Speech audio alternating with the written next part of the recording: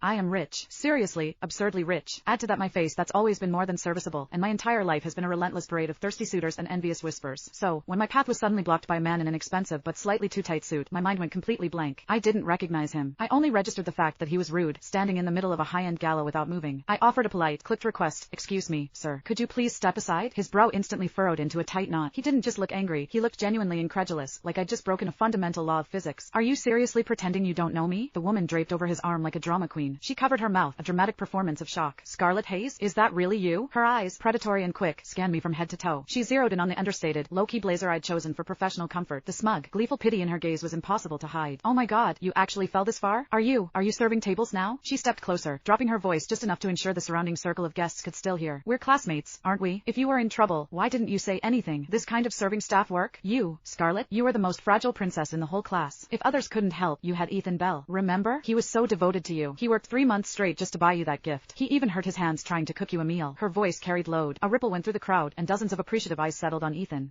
There it was, the hero of devotion narrative, perfectly executed. A few older, heavy-set executives nearby began to coo. Not many young men show that kind of devotion anymore. Ethan Bell? Isn't he the one from Ascend Tech? He just landed a major project, I heard. A man of substance. We should get in touch. The wives and socialites swooned with a collective sigh. A man that devoted? His current girlfriend must have saved an entire galaxy in a past life. Though I wonder, if he was so perfect, what kind of idiot would ever break up with him? That was the question Chloe was waiting for. She shot a triumphant smirk my way, then pivoted back to the crowd. Oh, I forgot. Back then, Scarlet threw the necklace Ethan gave her in the trash. She said her dog wouldn't wear something that cheap, and she poured out the dinner he worked so hard to make, complaining it wasn't made with imported ingredients. The air went dead silent. The pitying looks that had been directed at me curdled instantly. After a long, uncomfortable pause, someone finally spoke in a low murmur. I knew it. No good man like that gets dumped unless the woman is a gold-digging nightmare. A waitress? Snuck into a high-society event like this? She's probably here looking for a special side gig. Finally, Ethan opened his mouth, his voice a low, self-satisfied rasp. Scarlet Hayes, I told you back then you'd regret it. And now, he took his time, staring at my basic suit, at the empty hand that had just been steadying a server's tray. He sneered. It looks like I didn't even need to lift a finger. Karma handled the job for me. A blank finally lifted from my brain. I dug through the forgotten basement of my memories and pulled out the bin file. You're Ethan Bell? I glanced at the clinging woman beside him. And Chloe Davis? Chloe snickered, a high, brittle sound. I thought you'd keep up the act forever. Scarlet, I remember exactly how you humiliated Ethan. How you treated me. You can't tell me you're not regretting it now that Ethan is the one who's made it big? Regret? Not even close. I simply remembered the persistent, self-appointed martyr who had stalked me through college, and the jealous hanger-on next to him. The first time I saw him, I just stepped out of my family-owned Bentley and saw a commotion outside a fancy restaurant. A guy in a faded, washed-out button-up shirt was yelling, his face beat red. This one dinner cost how much? That's my whole month's allowance. This is robbery. The manager, looking bored, rolled his eyes. It's clearly marked on the menu. Why weren't you complaining while you were eating it? Pay up, or I call the police for dine and dash. That was Ethan Bell. Next to him, shoulders hunched and eyes wide with manufactured terror, was Chloe Davis. Chloe was clutching his sleeve, sobbing into his arm. Ethan, I'm so sorry.